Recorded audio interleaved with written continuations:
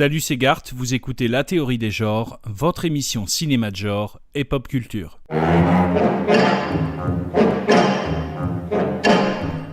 La Théorie des genres, épisode 3.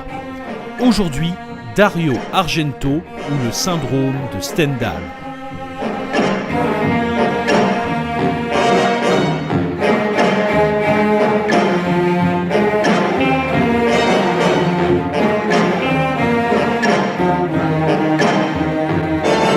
En mars de cette année 2018, les villes de Poitiers et Angoulême ont eu la chance de découvrir ou de redécouvrir pour certains plusieurs films d'un maître de l'horreur, le cinéaste italien Dario Argento.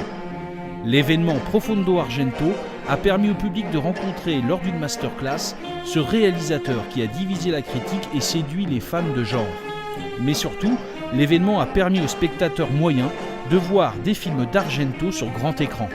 Si j'insiste sur ce point, c'est que les nombreux fans du cinéaste associent souvent Argento à une culture du vidéoclub ou du rendez-vous télévisuel horrifique du type les jeudis de l'angoisse.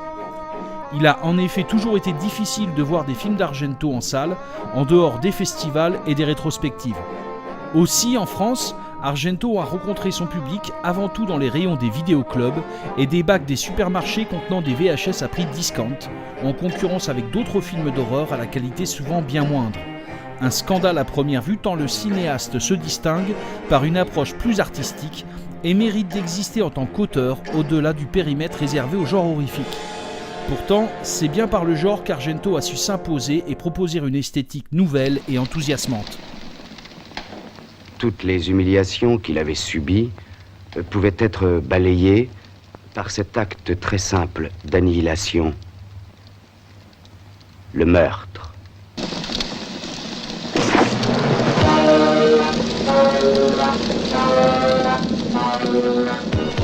Lorsque j'ai découvert Dario Argento, celui-ci était présenté dans la presse spécialisée comme le maître du giallo.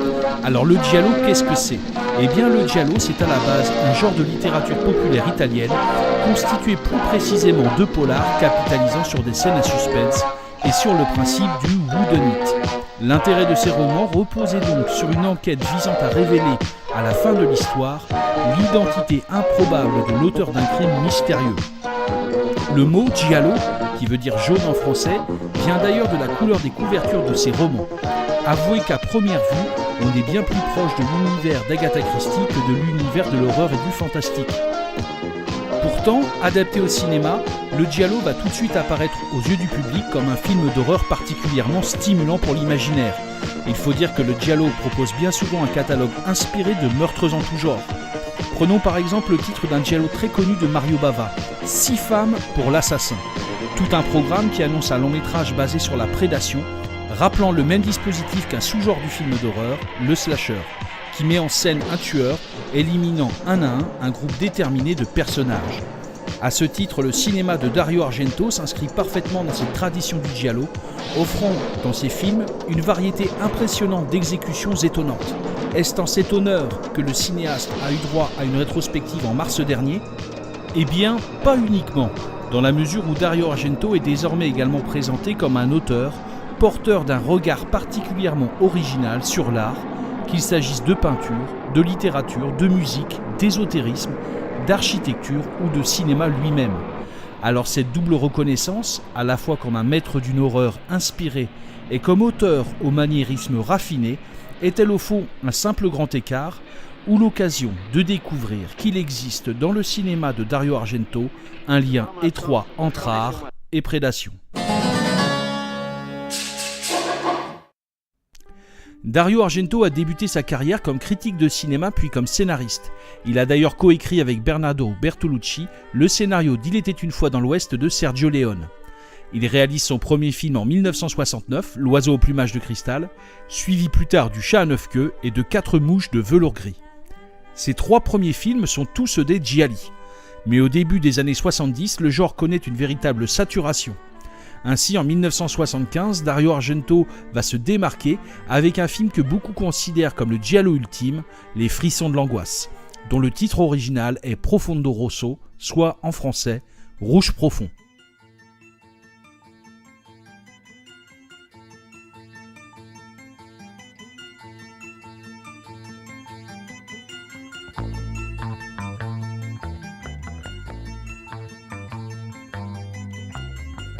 Le film nous raconte l'enquête d'un pianiste de jazz obsédé à l'idée de retrouver le coupable d'un meurtre particulièrement sanglant dont il a été le témoin. C'est en voulant porter secours à la victime que le héros fera irruption dans un couloir dont les murs sont recouverts de tableaux. Si cette décoration s'avère anecdotique au début du film, le héros va se rendre compte très vite qu'un détail parmi ces peintures constitue la clé qui permettra de découvrir l'identité du tueur.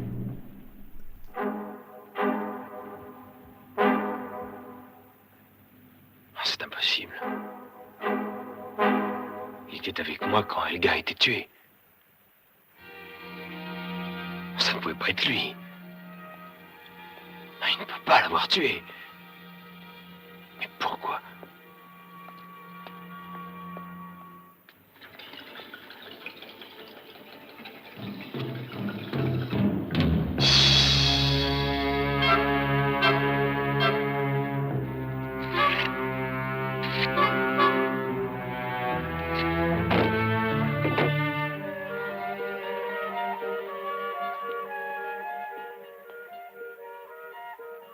Peut-être qu'on a fait disparaître le tableau parce qu'il représentait quelque chose d'important. Quelque chose d'important. Important. Les frissons de l'angoisse reprend et amplifie tous les codes du giallo. Il y a d'abord cette quête de vérité sur l'identité de l'assassin, mais cette quête s'éloigne des canons de l'enquête policière habituelle, reposant sur le principe de la preuve, pour s'appuyer ici sur une quête intérieure, celle du héros, cherchant à retrouver l'image qu'il a marquée lorsqu'il est entré dans l'appartement de la victime. Ce détail qu'il n'a pas relevé à ce moment et qui lui paraît dérangeant avec le recul. Cette obsession rappelle d'ailleurs celle du photographe du film Blow Up de Michelangelo Antonioni sorti en 1966 et dont Argento reprend le même acteur principal, David Hemmings. Ensuite, il y a bien sûr les nombreux meurtres qui parsèment le film, tous plus inventifs les uns que les autres. Et c'est d'ailleurs en étudiant ces scènes de meurtre de plus près que l'on peut se rendre compte des spécificités du giallo d'Argento par rapport au code du slasher classique. En effet, dans le slasher, le tueur est avant tout une présence à l'écran. Un corps inébranlable et qui bien souvent, à force de suites et de remakes, n'est plus rien d'autre qu'un corps.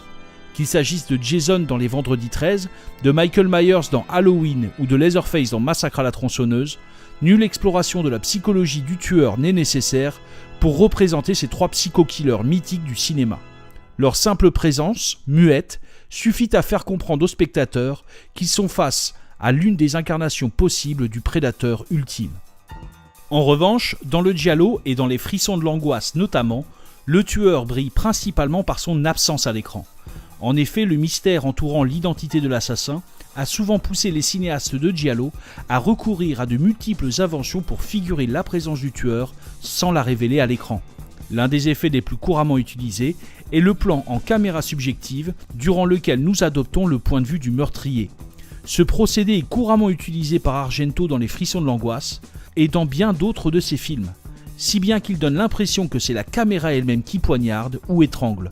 Chez Argento, c'est la mise en scène elle-même qui devient prédatrice, qui tantôt guette, tantôt joue avec la victime, plonge sur elle pour lui porter le coup de grâce. Cette mise en scène assassine est au fond une suite logique de l'héritage laissé par Hitchcock à un grand nombre d'admirateurs dont Argento fait partie. En effet, on cite bien souvent comme exemple académique de scène de meurtre celui du meurtre sous la douche de Janet Leigh dans le film Psychose. En observant attentivement la scène, on s'aperçoit que le couteau n'atteint jamais la victime et que le corps de cette pauvre Janet Leigh est bien souvent davantage découpé par le cadrage et le montage d'Hitchcock que par l'arme du tueur. Argento va ainsi faire sienne cette idée qu'un effet de mise en scène peut s'avérer tout aussi meurtrier qu'un coup de hache, et qu'au cinéma, le coupable est toujours le metteur en scène. Aussi, je vous propose de revenir sur une scène des Frissons de l'angoisse qui a bousculé les codes du film d'horreur et enthousiasmé le public, celle de l'accident mortel qui coûtera la vie à l'un des suspects de l'enquête. Dans cette scène culte, le suspect prend la fuite et se fait percuter par un camion de ferrailleurs.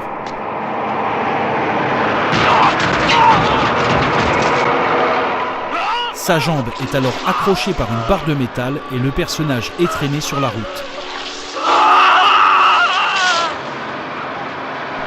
Argento fait durer la scène et détaille à la fois la souffrance de la victime et les dangers qu'implique chaque mouvement du camion.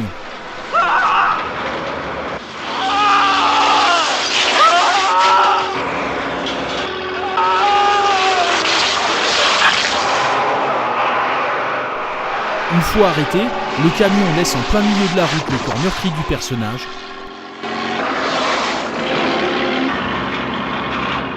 C'est alors qu'une autre voiture passe, écrasant la tête de la victime.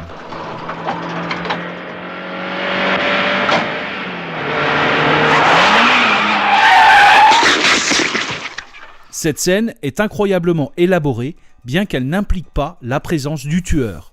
Pourtant, on retrouve dans cette scène toutes les propriétés d'un assassin de giallo, la cruauté et la méticulosité. La transgression faite au code du film d'horreur s'énonce en ces termes : un accident vaut bien un meurtre. Le critique de cinéma Serge Danet expliqua que pour lui, la différence entre un drame et un mélodrame résidait dans le fait que si dans un drame on s'identifiait à un personnage, dans un mélodrame on s'identifiait à un ensemble. Eh bien j'ai bien envie de parodier cette analyse en avançant que dans le giallo, et encore plus chez Argento, les personnages ne sont pas assassinés par un tueur, mais assassinés par un ensemble. Car ce qui va démarquer Argento des autres cinéastes de giallo, c'est sa capacité à multiplier les points de vue.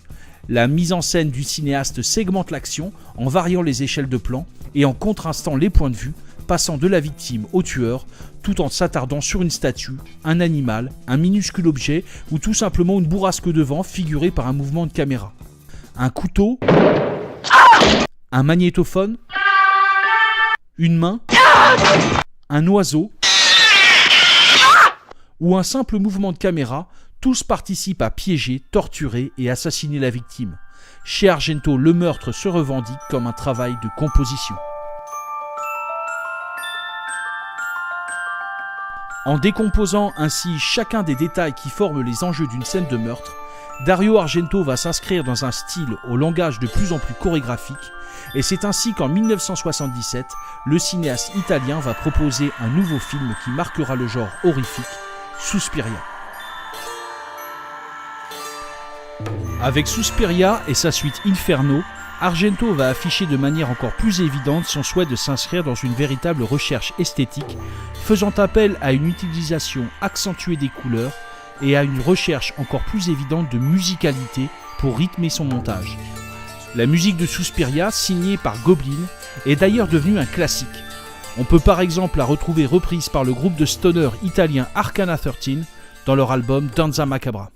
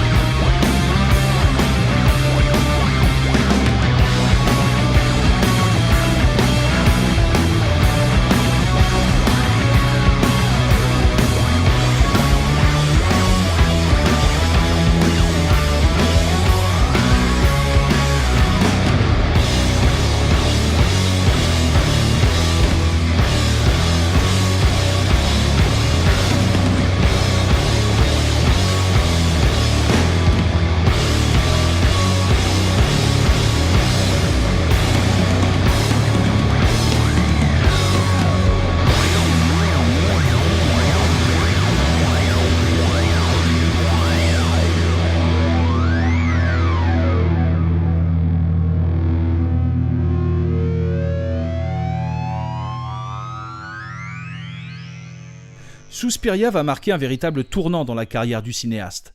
Encore aujourd'hui, ce film est célébré au-delà de tout rapport au genre, pour ses qualités esthétiques. Le film a même été l'occasion pour de nombreux critiques de réexaminer les œuvres précédentes du cinéaste.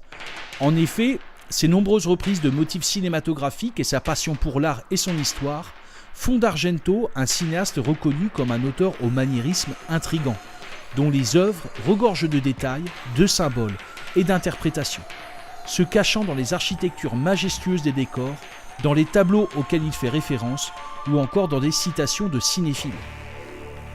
Par son approche de plus en plus musicale et chorégraphique des scènes d'horreur, la psychologie des personnages s'efface et le suspense, vidé de ses enjeux dramatiques, devient une emphase qui attise notre regard. Et c'est là que se trouve à mon sens tout ce qui fait l'originalité d'un cinéaste comme Argento. Proposer la peur comme un art raffiné du regard.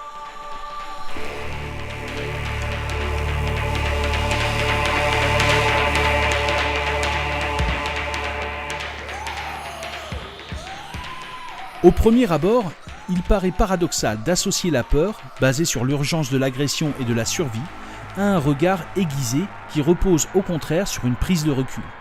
Mais il existe pourtant bien, dans les mécanismes de la peur, une manière tout à fait unique de percevoir le monde qui nous entoure.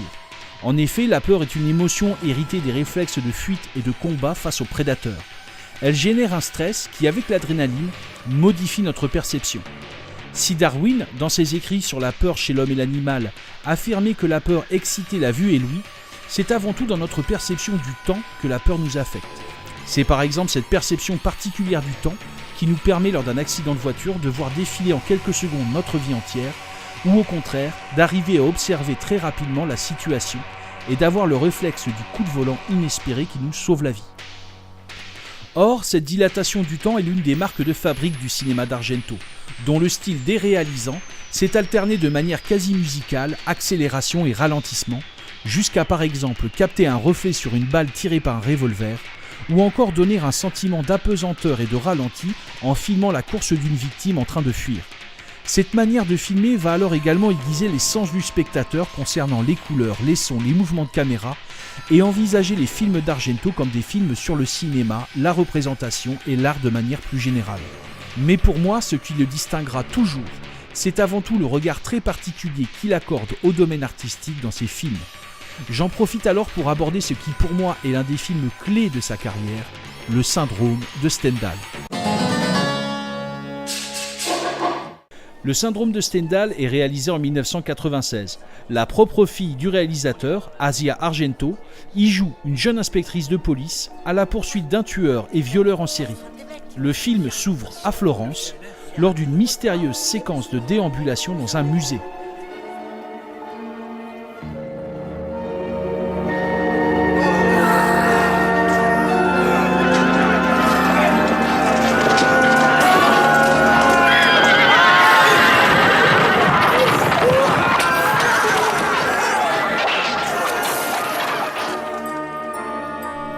L'héroïne est alors assaillie par les sculptures et les tableaux.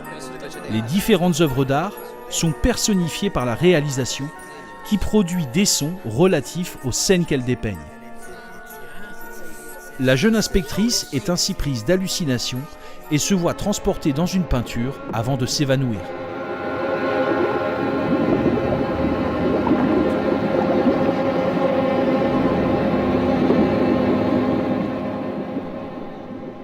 Malheureusement pour elle, le psychopathe qu'elle pourchasse la guette dans le musée et va s'en prendre à elle.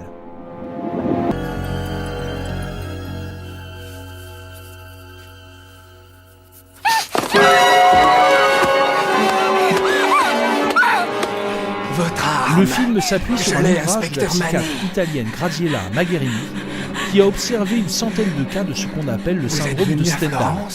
Ce syndrome fait référence à une expérience décrite par l'écrivain français Stendhal à Florence en 1871. Il décrit le cas d'une personne tombant dans un état catatonique après avoir été submergée par la beauté d'une ou plusieurs œuvres d'art. L'héroïne du film d'Argento souffre justement de ce syndrome. Vous l'aurez compris, l'art occupe dans le film une place déterminante. Cependant, ne croyez pas pour autant qu'il est mis sur un piédestal. Car si le cinéaste affiche un choix raffiné des œuvres auxquelles il va faire référence, l'art chez Argento dépasse le cadre de la simple admiration ou de la mise en valeur de chefs-d'œuvre. Ainsi, le réalisateur n'omet pas de mentionner la prolifération marketing d'incontournables de l'histoire de l'art dans des produits issus du marché touristique florentin, comme une statue grecque présente dans une boule à neige ou la reproduction d'une peinture classique dans une chambre d'hôtel. Dans le syndrome de Stendhal, l'art est partout et contamine les espaces comme un virus. Par ailleurs, du fait du syndrome dont souffre l'héroïne, l'art y est souvent montré comme oppressant.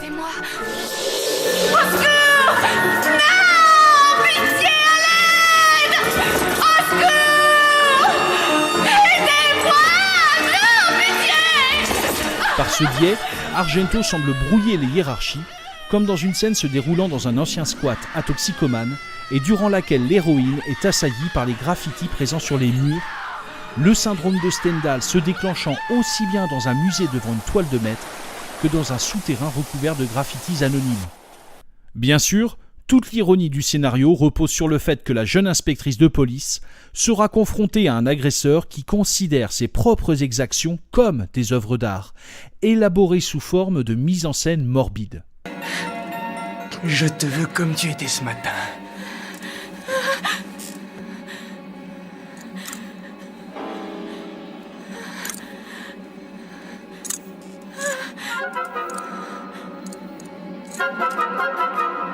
Avec du sang plein la bouche. Atteinte du syndrome de Stendhal, la jeune policière plongera alors dans l'esprit du tueur, comme elle plongea plus tôt dans le film dans une peinture. Ainsi, Argento met en avant un rapport torturé à l'art, où les œuvres sont autant de beauté que d'enfer possible, où celui qui dévore des yeux est tout autant dévoré de l'intérieur. Pour Argento, une œuvre agit sur sa victime.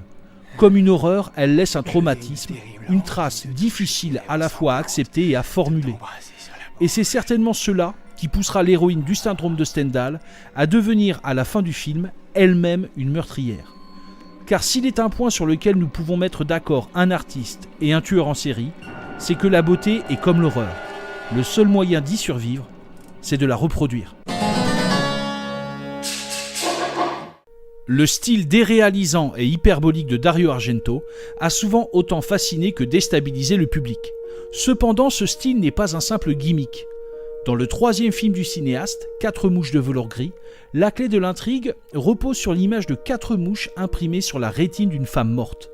À la fin du film, il s'avère qu'il n'y a pas 4 mouches mais une seule, dont le mouvement a multiplié son empreinte dans l'œil de la victime. De même, dans les films d'Argento, l'art et le monde sont déformés par le prisme d'une impression, d'une subjectivité à fleur de peau, comme celle de l'héroïne du syndrome de Stendhal. Alors bien sûr, cette subjectivité, c'est celle du cinéaste, à moins que ce ne soit celle du spectateur. Car après tout, que voit-on lorsque l'on regarde une œuvre ? Il n'y a jamais eu de tableau à cet endroit. Ce que j'ai vu, c'est un reflet dans le miroir.